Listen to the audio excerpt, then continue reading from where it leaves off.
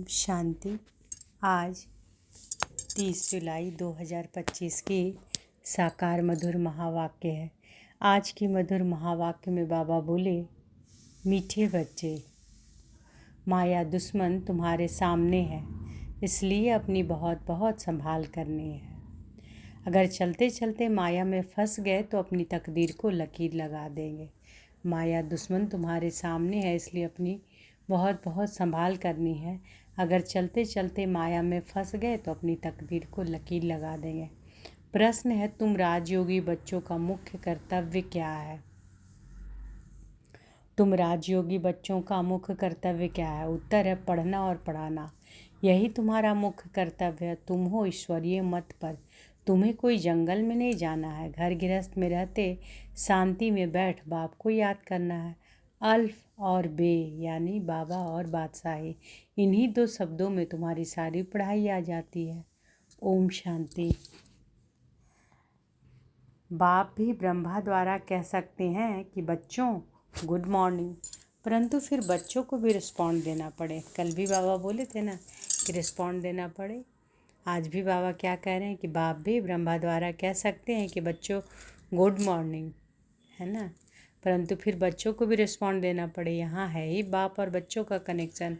नए जो हैं जब तक पक्के हो जाए कुछ न कुछ पूछते रहेंगे। यह तो पढ़ाई है। भगवानुवाच भी लिखा हुआ है, भगवान है निराकार। यह बाबा अच्छी रीति पक्का कराते हैं किसी को भी समझाने के लिए, क्योंकि उस तरफ है माया का जोर। यहाँ तो वह बात नहीं है। बाप तो समझते हैं कि जिन्होंने कल पहले वर्षा लिया है वो आप पे ही आ जाएंगे। ऐसे नहीं कि फलाना चल ना जाए, इनको पकड़े, चला जाए तो चला जाए। यहाँ तो जीते जी मरने की बात है। बाप अडॉप्ट करते हैं, अडॉप्ट किया ही जाता है कुछ वर्षा देने के लिए। बच्चे माँ बाप के पास आते ही हैं वर्षे की लालच पर। साहूकार का बच्चा कभी गरीब के पास अडॉप्ट होगा क्या? इतना धन दौलत आदि सब छोड़ कैसे जाएंगे? अडॉप्ट करते हैं साहूकार। अभी तुम जानते हो बाबा हमको स्वर्ग की बादशाही देते हैं, क्यों ना उनका बनेंगे। हर बात में लालच तो रहती है। जितना बहुत पढ़ेंगे उतनी बड़ी लालच होगी। तुम भी जानते हो बाप ने हमको अडॉप्ट किया है बेहद का वर्षा देने। बाप भी कहते हैं तुम सबको हम फिर से 5000 वर्ष पहले मुआफिक अडॉप्ट करते हैं। तुम भी कहते हो कि बाबा हम आपके हैं, 5000 वर्ष पहले भी आपके बने थे। तुम प्रैक्टिकल में कितने ब्रह्मा कुमार कुमारियाँ हो। प्रजापिता भी तो नामी ग्रामी है। जब तक शूद्र से ब्राह्मण ना बने तो देवता बन ना सके। तुम बच्चों की बुद्धि में अब तक चक्र फिरता रहता है। हम शूद्र थे, अभी ब्राह्मण बने हैं, फिर देवता बनना है। सतयुग में हम राज्य करेंगे तो इस पुरानी दुनिया का विनाश जरूर होगा। पूरा निश्चय नहीं बैठता है तो फिर चले जाते हैं। कई कच्चे हैं जो गिर जाते हैं। यह भी ड्रामा में नूंद है। माया दुश्मन सामने खड़ी है तो वो अपनी तरफ खींच लेती है। बाप घड़ी घड़ी पक्का कराते हैं माया में फंस नहीं पड़ना, नहीं तो अपनी तकदीर को लकीर लगा देंगे। बाप ही कुछ पूछ सकते हैं कि आगे कब मिले हो, और कोई को पूछने का अकल आएगा ही नहीं। बाप कहते हैं मुझे भी फिर से गीता सुनाने आना पड़े, आकर रावण की जेल से छुड़ाना पड़े। बेहद का बाप बेहद की बात समझाते हैं। अभी रावण का राज्य है पतित राज्य है जो आधा कल्प से शुरू हुआ है। रावण को 10 शीश दिखाते हैं, विष्णु को 4 भुजा दिखाते हैं। ऐसा कोई मनुष्य होता नहीं। यह तो प्रवृत्ति मार्ग दिखाया जाता है। यह है एम ऑब्जेक्ट, विष्णु द्वारा पालना। विष्णुपुरी को कृष्णापुरी भी कहते हैं। श्री कृष्ण को तो दो बाहें ही दिखाएंगे ना। मनुष्य तो कुछ भी समझते नहीं। बाप हर एक बात समझाते हैं। वह सब है भक्ति मार्ग। अभी तुमको ज्ञान है, तुम्हारी एम ऑब्जेक्ट ही है नर से नारायण बनने की। यह गीता पाठशाला है ही जीवन मुक्ति प्राप्त करने के लिए। ब्राह्मण तो जरूर चाहिए। यह है रुद्र ज्ञान यज्ञ। शिव को रुद्र भी कहते हैं। जब आप पूछते हैं ज्ञान यज्ञ कृष्ण का है या शिव का है, जब आप पूछते हैं कि ज्ञान यज्ञ कृष्ण का है या शिव का है, शिव को परमात्मा ही कहते हैं, शंकर को देवता कहते हैं। उन्होंने फिर शिव और शंकर को इकट्ठा कर दिया है। अब बाप कहते हैं हमने इनमें प्रवेश किया है। तुम बच्चे कहते हो बाप दादा, वह कहते हैं शिव शंकर। ज्ञान सागर तो है ही एक। अभी तुम जानते हो ब्रह्मा सो विष्णु बनते हैं ज्ञान से, चित्र भी बरोबर बनाते हैं। विष्णु की नाभि से ब्रह्मा निकला, इनका अर्थ भी कोई समझ नहीं सकते। ब्रह्मा को शास्त्र हाथ में दिए हैं, अभी शास्त्रों का सार बाप बैठ सुनाते हैं या ब्रह्मा। यह भी मास्टर ज्ञान सागर बनते हैं। बाकी चित्र इतने ढेर बनाए, यह कोई यथार्थ है नहीं, वह सब है भक्ति मार्ग के। मनुष्य कोई 8-10 भुजा वाले होते नहीं, यह तो सिर्फ प्रवृत्ति मार्ग दिखाया है। रावण का भी अर्थ बताया है, आधा कल्प है रावण राज्य रात, आधा कल्प है राम राज्य दिन। बाप हर एक बात समझाते हैं, तुम सब एक बाप के बच्चे हो। बाप ब्रह्मा द्वारा विष्णुपुरी की स्थापना करते हैं और तुमको राजयोग सिखाते हैं। जरूर संगम पर ही राजयोग सिखाएंगे। द्वापर में गीता सुनाई, यह तो रॉन्ग हो जाता है। बाप सच बतलाते हैं, बहुतों को ब्रह्मा का श्री कृष्ण का साक्षात्कार होता है। ब्रह्मा का सफ़ेद पोस ही देखते हैं। शिव बाबा तो है बिंदी, बिंदी का साक्षात्कार हो तो कुछ समझ ना सके। तुम कहते हो हम आत्मा है, अब आत्मा को किसने देखा है? कोई ने नहीं, वह तो बिंदी है। समझ सकते हैं ना, जो जिस भावना से जिसकी पूजा करते हैं उनको वही साक्षात्कार होगा। दूसरा अगर रूप देखे तो मूंझ पड़े। हनुमान की पूजा करेगा तो उनको वही दिखाई पड़ेगा, गणेश की पुजारी को वही दिखाई पड़ेगा। बाप कहते हैं कि हमने तुमको इतना धनवान बनाया, हीरे जवाहरों के महल थे, तुमको अनगिनत धन था, तुमने अभी वह सब कहाँ गवाया? अभी तुम कंगाल बन गए हो, भीख मांग रहे हो। बाप तो कह सकते हैं ना, अभी तुम बच्चे समझते हो कि बाप आए हैं, हम फिर से विश्व का मालिक बनते हैं। यह ड्रामा अनादि बना हुआ है, हर एक ड्रामा में अपना पार्ट बजा रहे हैं, हर एक ड्रामा में अपना पार्ट बजा रहे हैं ना। कोई एक शरीर छोड़ दूसरा लेते हैं, इसमें रोने की क्या बात है? सतयुग में कभी रोते नहीं, अभी तुम मोहजीत बन रहे हो। मोहजित राजाएं या लक्ष्मी नारायण आदि हैं, वहाँ मोह होता नहीं। बाप अनेक प्रकार की बातें समझाते रहते हैं। बाप है निराकार, मनुष्य तो उसे नाम रूप से न्यारा कह देते हैं, लेकिन नाम रूप से न्यारी कोई चीज़ थोड़ी होती है। हे भगवान, ओ गॉडफादर कहते हैं ना, तो नाम रूप है ना। लिंग को शिव परमात्मा, शिव बाबा भी कहते हैं। बाबा तो है ना बरोबर, बाबा के जरूर बच्चे भी होंगे। निराकार को निराकार आत्मा ही बाबा कहती है ना। निराकार को निराकार आत्मा ही बाबा कहती है। मंदिर में जाएंगे तो उनको कहेंगे शिव बाबा, फिर घर में आकर बाप को भी कहते हैं बाबा। अर्थ तो समझते नहीं कि हम उनको शिव बाबा क्यों कहते हैं। बाप बड़े ते बड़े पढ़ाई 2 अक्षर में पढ़ाते हैं, अल्फ और बे। अल्फ को याद करो तो बे बादशाही तुम्हारी है। यह बड़ा भारी इम्तिहान है। मनुष्य बड़ा इम्तिहान पास करते हैं तो पहले वाली पढ़ाई को याद थोड़ी ही रहती है। पढ़ते पढ़ते आखिरी तंत्र सार बुद्धि में आ जाता है। यह भी ऐसे है, तुम पढ़ते आए हो, अंत में फिर बाप कहते हैं मन मनाभाव, तो देह का अभिमान टूट जाएगा। यह मन मनाभाव की आदत पड़ी होगी तो पिछाड़ी में भी बाप और वर्षा याद रहेगा। मुख्य है ही यह, कितना सहज है। उस पढ़ाई में भी अभी तो पता नहीं क्या क्या पढ़ते हैं। जैसे राजा वैसा वह अपनी रस्म चलाते हैं। आगे मन शेर भाव का हिसाब चलता था, अभी तो किलो आदि क्या क्या निकल पड़ा है। कितने अलग अलग प्रांत हो गए हैं। दिल्ली में जो चीज़ 1 रुपया शेर बॉम्बे से मिलेगी 2 रुपया शेर, क्योंकि प्रांत अलग अलग है। हर एक समझते हैं कि हम अपने प्रांत को भूख थोड़े ही मारेंगे। कितने झगड़े आदि होते हैं, कितना रोला है।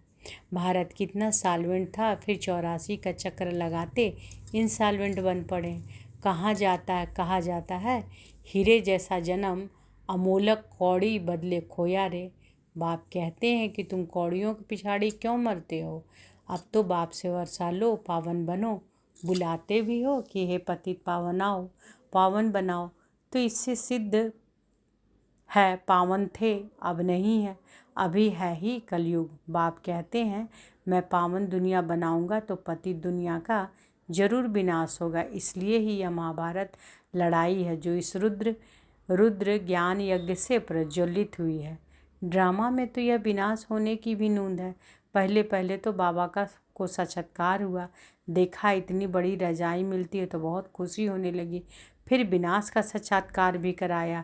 मन मना भव मध्याजीव हो, यह गीता के अक्षर हैं। कोई कोई अक्षर गीता के ठीक हैं। बाप भी कहते हैं तुमको यह ज्ञान सुनाता हूँ, यह फिर प्रायः लोप हो जाता है। कोई को भी पता नहीं है कि लक्ष्मी नारायण का राज्य था तो और कोई धर्म नहीं था। उस समय जनसंख्या कितनी थोड़ी होगी, अब कितनी है।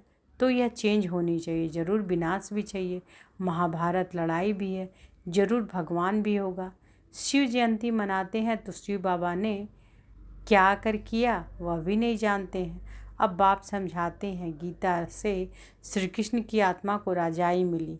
माता पिता कहेंगे गीता को, जिससे तुम फिर देवता बनते हो। गीता के ज्ञान से राजयोग सीख श्री कृष्ण यह बना।